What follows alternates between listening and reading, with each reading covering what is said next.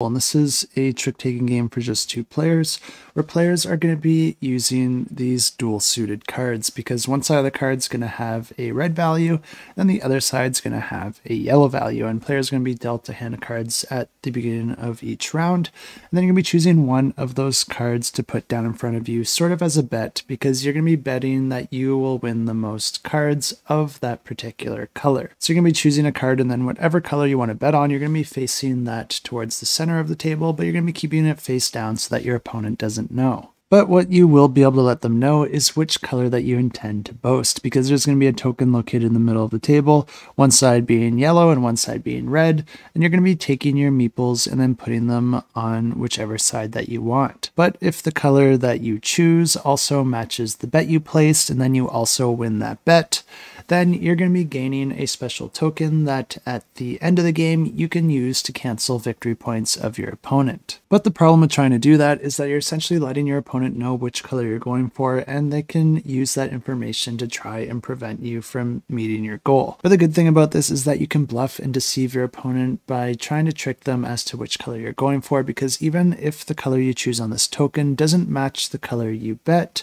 you still do get the victory points if you do win your bet. You're just not going to be able to get that token at the end of the game, at least for this particular round. But after the players have chosen their bets and then also chosen which color they want to boast, players are just going to be playing tricks until their hands of cards run out. The way that the tricks work in this game is that players are just going to be alternating back and forth, playing one card into a trick, and if you want to win the trick, you always have to play a higher value card than your opponent, and the color that you decide to play doesn't actually matter, so you can play either side of your card, but the tricks always resolve after 3 cards, and whoever played the highest card at that point wins the trick. And you still have to play a card into that trick, even if you can't play one of a higher value. And if that's the case, you just play it face down, but you're essentially burning a card from your hand that you're not going to be able to use for the rest of that round. After a player runs out of cards to play, then that's going to be triggering the end of the round, and then players are going to be checking their bets against the cards that they actually won to see if their bet was correct. And then if they also boasted that same color, then they're going to be gaining that special token that they'll be able to use at the end of the game. And the game continues like this for 5 rounds, and then the player with the most victory points at the end of the game wins the game. And if you want to check this one out, I do have it linked in the description down below.